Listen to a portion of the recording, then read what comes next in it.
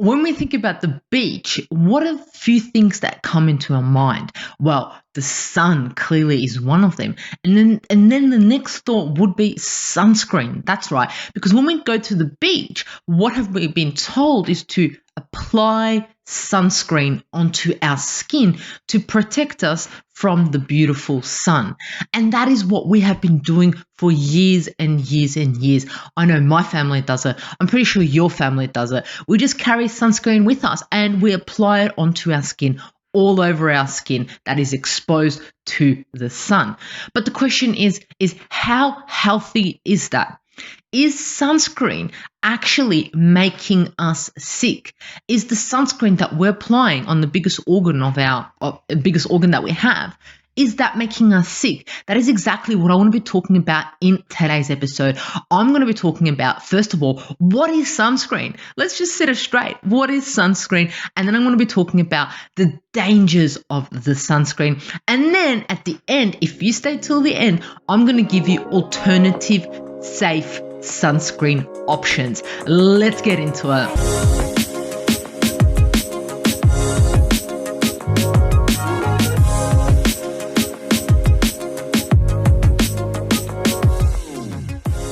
It's Mondays with Mahela. That's right, me. Thank you so much for tuning in. I absolutely love, and appreciate your support. For any of you who don't know me, my name is Mahela. I'm a qualified naturopath, and I'm absolutely passionate about all things health, business, and overall success.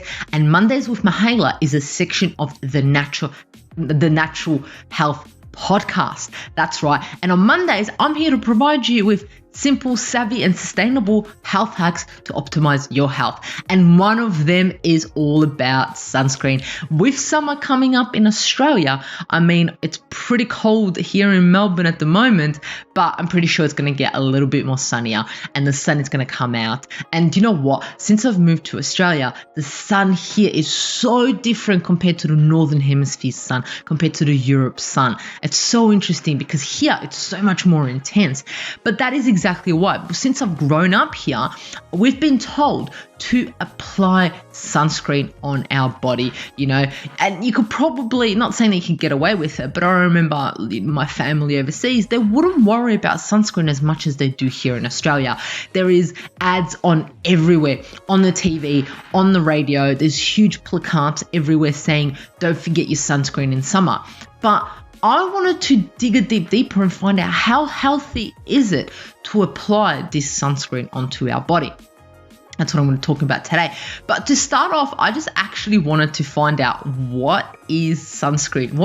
What actually is sunscreen? Because, we're told apply sunscreen, but what is it? I know it comes in a bottle and it can be sprayed. It could be so forth, and it's got different SPFs. But what does all that mean? All right, well, sunscreen, also known as sunblock, which Americans call it, is a lotion, like I said, or it comes in a spray, a gel, now it even comes in foam, right?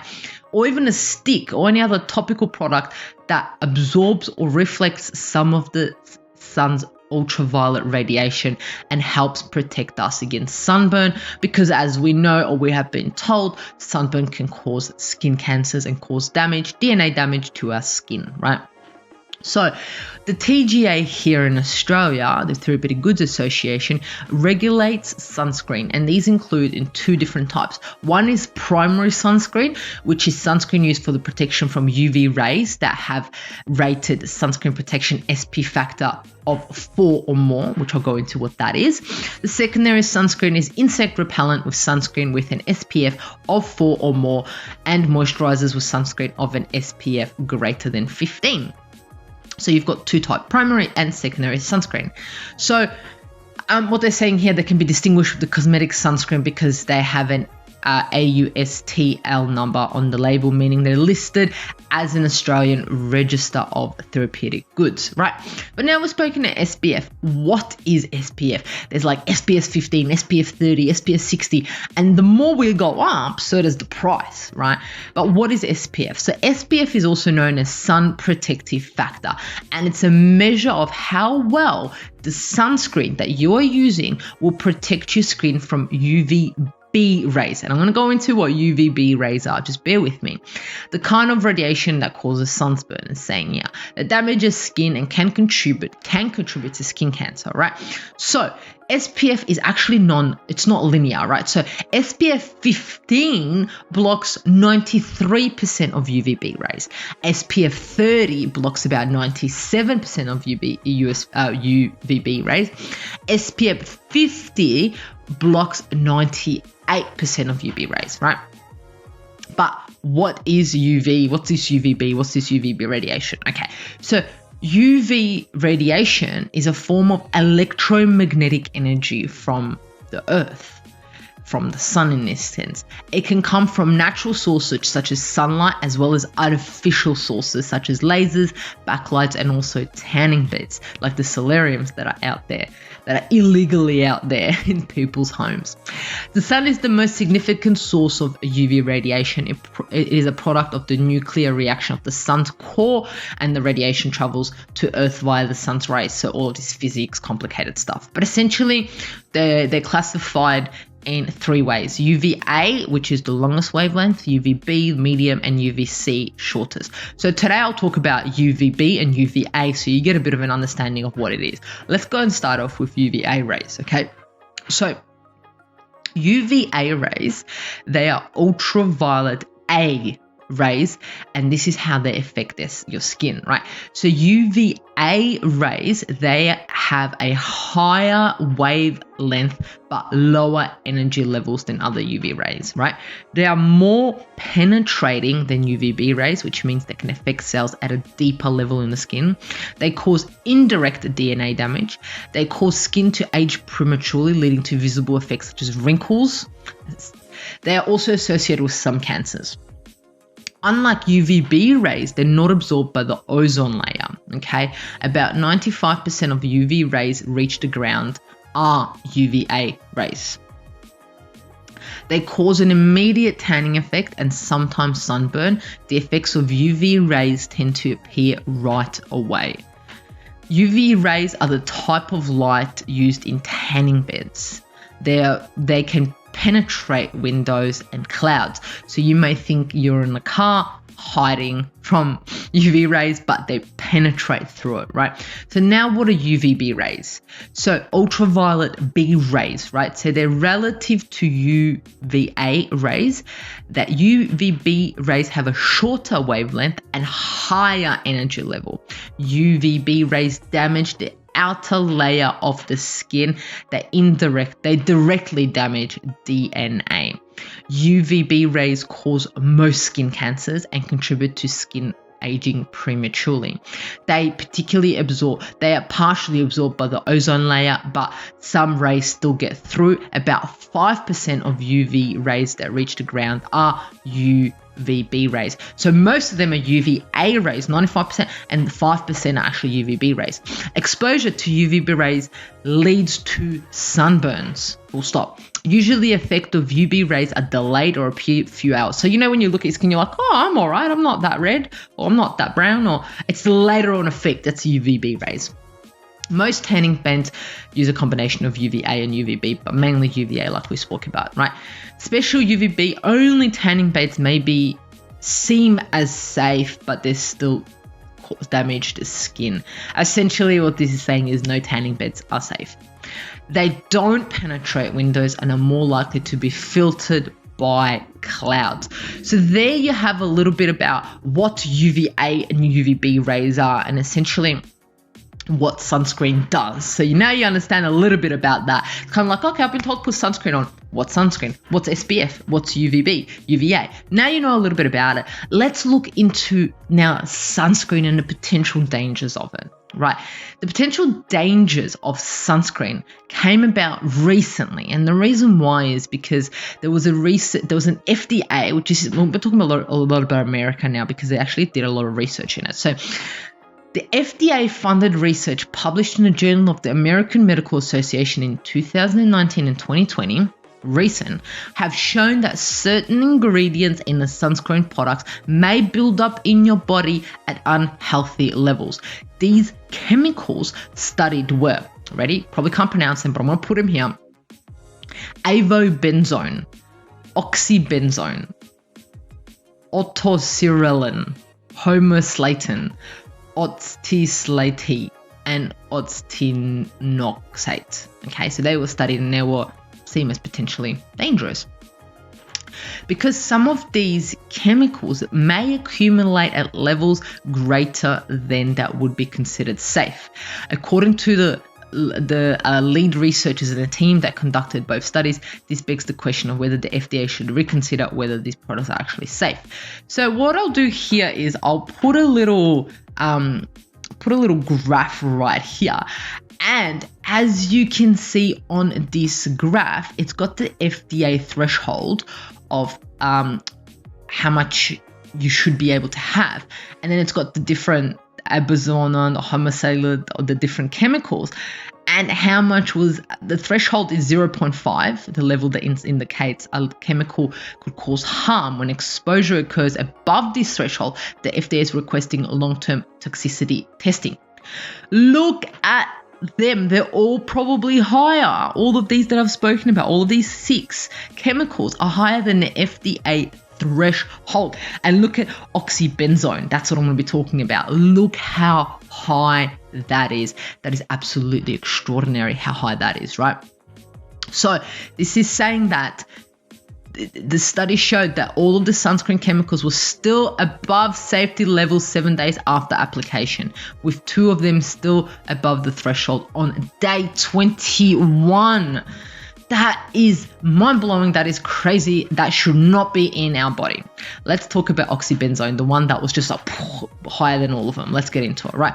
What is it? It's a hormone-disturbing chemical that is often added to sunscreens, and it is a concern, okay? The reason why is several years ago, researchers found that almost everyone, 96.8%, who took part in the 2003-2004 National Health of the Nutrition Examination Study survey had detectable levels of this in their body, right? And then in 2019 JAMA study, the authors also found a host of sunscreen ingredients in the blood of participants who'd used the product at least one, which is oxybenzone, can show up in breast milk, in addition to making its way to the blood and urine, as told by researchers.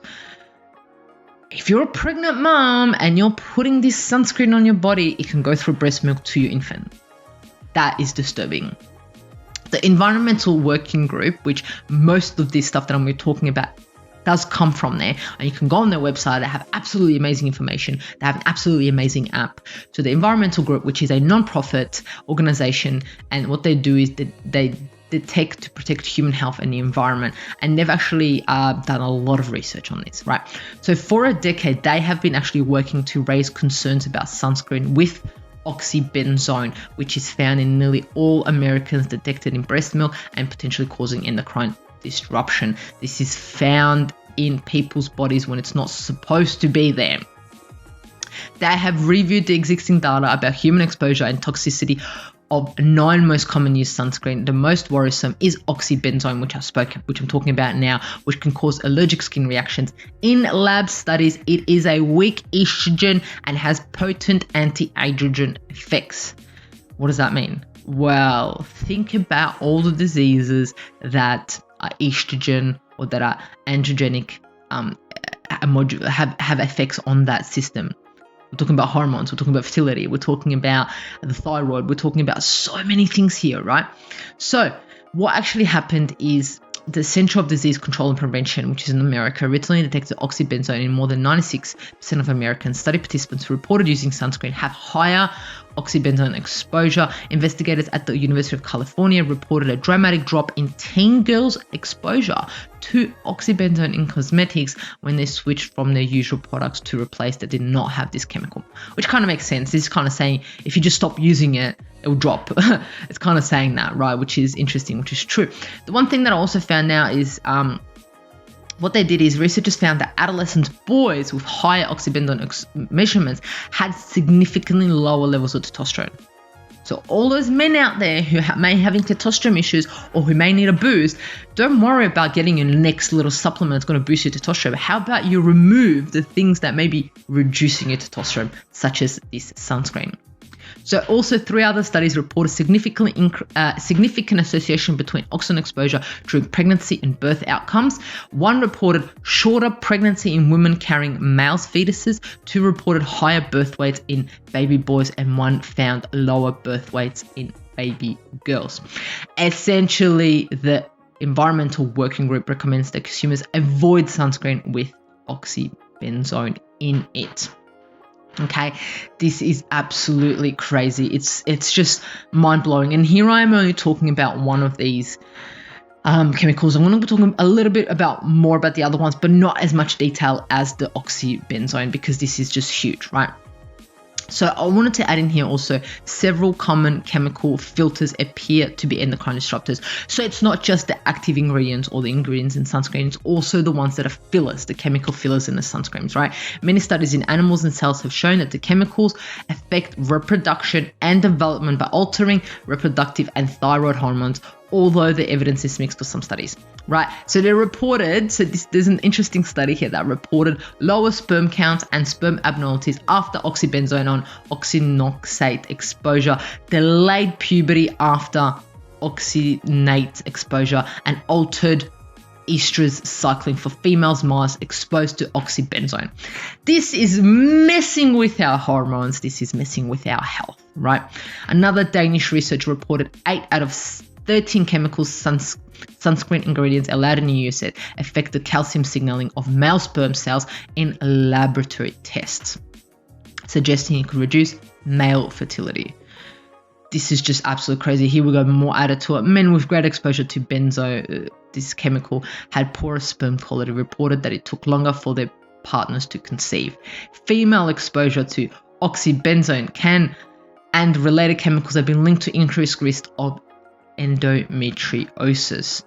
This is just absolutely crazy. So I've got a little graph here from the Environmental Working Group, and it talks about the chemical, what effects it has on us, right? So we're talking about the one that's in red, and it's the biggest concern, is the oxybenzone, and that is the biggest concern, right? So what's happening is it's a weak estrogen, moderate anti-androgen associated with altered birth weights in human studies. There's a skin allergy and other concerns, relatively high rates of skin allergies, okay? This is crazy. FDA studies found blood levels of 438 times above cut-off systemic exposure detected in nearly every American. That's crazy. The other one, so this is out of I think the mark is out of 10, it's an 8, how dangerous it is. It is red. The 5 is oxynoxate. The FDA study found blood levels 13 times above cutoff for systemic exposure. It was also found in breast milk. It is a hormone-like activity, reproductive system, thyroid, and behavioral alterations in animal studies. It could cause moderate rates of skin allergies. The other one is homosalate, which gives it a 4. The FDA study found blood levels of 37 times above cutoff systemic exposure, also found in breast milk. It disrupts estrogen, androgen, and progesterone. It can have a toxic breakdown product. That's what it can do to our skin. Mind-blowing. The other one, oxalate, which is a 3. Okay, they found blood levels 10 times above cutoff of systemic exposure, skin penetration in lab studies, rarely reported skin allergies. The other one is oxorelin, right? And they found level 17 times above cutoff systemic exposure, relatively high rates of skin allergies. Okay, so then there are 2, which is very different ratings. It can go from 1, which is absolutely amazing, to a 6, which is a huge concern, and that's titanium dioxide. And then the other one is also zinc oxide, which it can go from a 1, which is absolutely safe, to a 4, which can be dangerous. And the concern here is the inhalation concerns, which I'm going to talk about. So as you can see, the other one that came up was avobenzone, which seems to be pretty safe, number 2, but he also found blood levels of 9 times above cutoff. So there you have a few issues there with these chemicals that are found in our sunscreen, left, right, and center. I bet you if you pick up your sunscreen that you have and you look at it and you see one of those chemicals, you're going to be like, oh no, what is that going to do to my health, right? But I want to talk about a little bit of titanium dioxide, right? There are 2 sunscreen ingredients generally considered to be safe and effective. Safe, I'm putting that in quotation mark. I don't know yet. I'm a bit still about it, right? So one of them is titanium dioxide, serves as a broad spectrum UV filter, although it doesn't block long UVA rays. The FDA approved titanium dioxide for use in children. However, research also write the power and spray form should be avoided as it can be hazardous. So, spray form should be avoided. A 2011 study found that titanium dioxide nanoparticles through oral exposure are classified as possible carcinogenic to humans, meaning only animal studies have been conducted. So only animal studies can be conducted, but could be possible carcinogenic to humans, right? Keep in mind that this ingredient isn't limited to sunscreen. It's absolutely found everywhere. It's approved here in Australia, so it's approved here in Australia, but it should not be in spray. So sunscreen that has titanium dioxide in spray could potentially be carcinogenic. The other one is zinc oxide, but they're saying it's safe. So that's why I was a bit iffy. The zinc oxide, we all know the Aussies, they put the zinc like this and they've got white marks on their nose or on their lips. It's all white. You've seen that around. So zinc oxide is the second sunscreen ingredient which has been found to be safe, right? Studies showed safe, no evidence showed on skin penetration even after repeated use. In Europe, the ingredient is labeled with a warning sign because of its toxicity to aquatic life. The ingredient doesn't cause harm unless it's swallowed or inhaled. Remember, sprayed. What does spray mean? We inhale it, so we don't want sunscreen that's in spray bottles. If it's in a little thing that comes out like paste, we'll put it on us, amazing. Okay, so this is also approved in Australia. I wanted to put a little bit of a warning out there for the inactive ingredients that are found in sunscreen. Okay, so the FDA also looks closely at so-called inactive ingredients. These actually make up half to 70% of a sunscreen. So yes, they're inactive, but they actually make up most of the sunscreen. One ingredient in particular can cause concern is a preservative methylisazolone, which is written here. So preservatives, right, which is also used to a mixture, and it could be, so it's used as a preservative, right? But lab studies indicated that this can cause allergies. Over the past several years, physicians have reported serious cases of skin allergies, notable in children exposed to this chemical by baby wipes.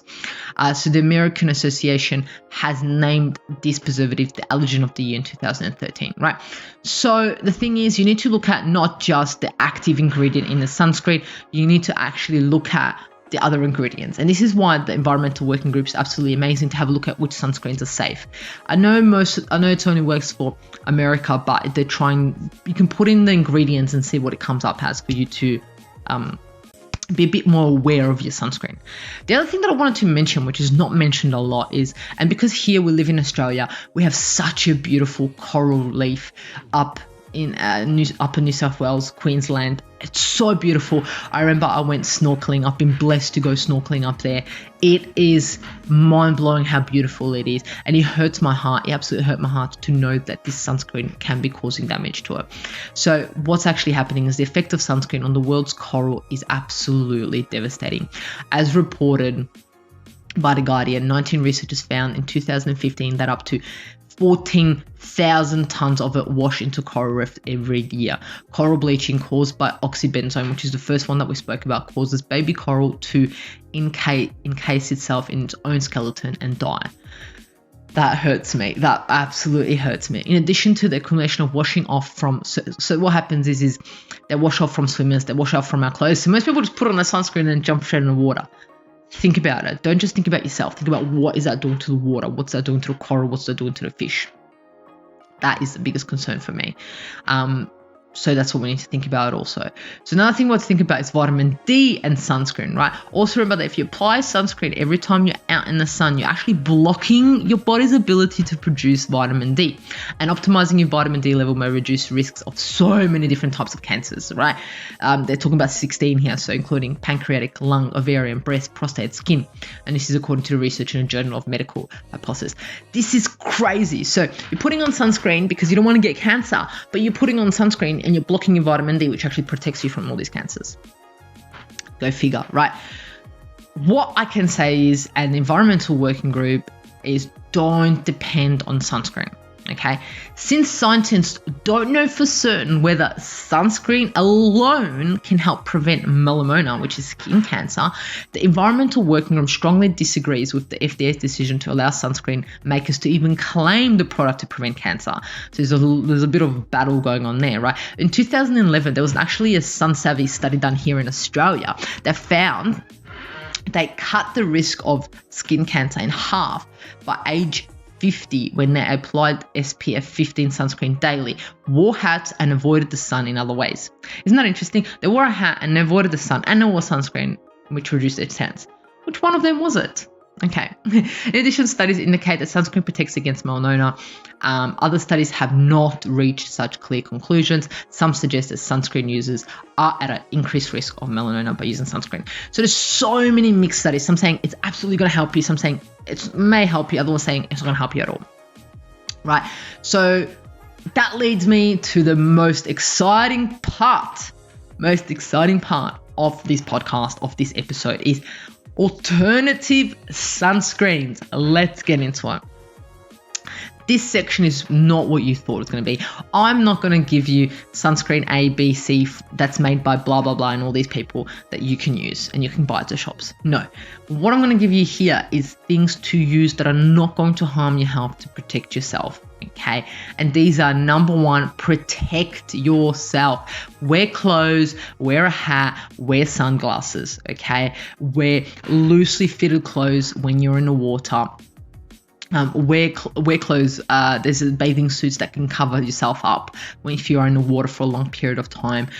Be in the shade. Put up a tent. Put up a umbrella when you're in the sun at the beach. Okay, that's the number one thing. That's how you protect yourself, because one, you're not exposing yourself to the sun.